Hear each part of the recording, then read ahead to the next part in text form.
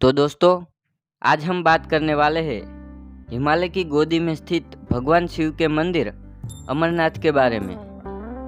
हिंदुओं के प्रमुख तीर्थ स्थानों में से एक भगवान अमरनाथ मंदिर है। कहते हैं जिनको शिवजी का बुलावा आता है वही इस यात्रा पर जा सकता है। यह गुफा जम्मू कश्मीर के श्रीनगर के उत्तर पूर्व में 135 किलोमीटर दूर है। इस गुफा की लंबाई 19 मीटर और चौड़ाई 16 मीटर है और गुफा 11 मीटर ऊंची है।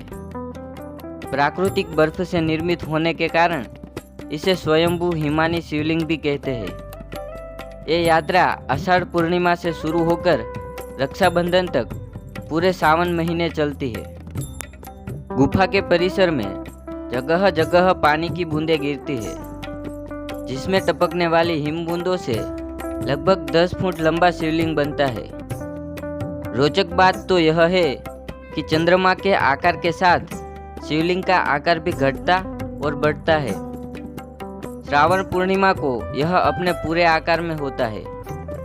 अमावस्या तक धीरे धीरे विलुप्त हो जाता है।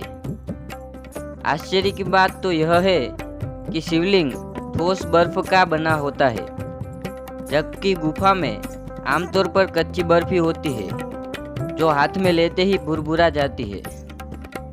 मूल अमरनाथ शिवलिंग से कई फुट दूर भगवान गणेश, भैरव और माता पार्वती के अलग अलग हिमखंड है। माना जाता है कि माता पार्वती को भगवान शिव ने इसी गुफा में अमर कथा सुनाई थी। माना जाता है कि उस वक्त 2 कबूतर ने यह पूरी अमर कथा सुनी थी, जिसे वो भी अमर हो गए थे। आज भी कबूतर का जोड़ा अमरनाथ गुफा के आसपास कई श्रद्धालुओं को दिखता है। माना जाता है कि जिसे यह जोड़ा दिखता है उन्हें मोक्ष की प्राप्ति हो जाती है। विद्वानों का मत है कि भगवान शंकर जब मां पार्वती को अमर कथा सुनाने ले जा रहे थे तो उन्हें छोटे छोटे अनंत नागों को अनंतनाग में छोड़ा था। माथे के चंदन को चंदनवाड़ी में उतारा था और गले के शेषनाग को शेषनाग नामक स्थान पर छोड़ा था। ये तमाम स्थान आज भी अमरनाथ यात्रा में आते हैं। अमरनाथ यात्रा पर जाने के 2 रास्ते हैं, एक पहलगाम होकर और दूसरा सोनमर्ग बलटाल से जाता है। पहलगाम और बलटाल से आपको चलकर यात्रा प्रारंभ करनी होगी। वृद्धों के लिए सवारी का इंतजाम होता है। बलटाल का रास्ता 14 किलोमीटर का ही है, पर वो रास्ता बहुत ही कठिन और मुश्किलों से भरा होता है। वहाँ जाने का जोखिम होता है, लेकिन रोमांच और जोखिम लेने वाले लोग इस रास्ते को पसंद करते हैं। और पहलगाम से यात्रा आसान और सुविधाजनक माना जाता है। पहलगाम के बाद पहला पड़ाव चंदनवाड़ी है, जो पहलगाम से 8 किलोमीटर दूर है। रात बिताने के बाद दूसरे दिन पिच्चू घाटी की चढ़ाई शुरू होती है।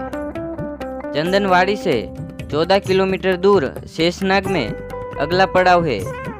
ये मार्ग खड़ी चढ़ाई वाला और खतरनाक माना जाता है। तीसरे दिन की यात्रा शेषनाग से पंचतरणी 8 मील के दूरी पर है। यह रास्ता उतरण का होता है।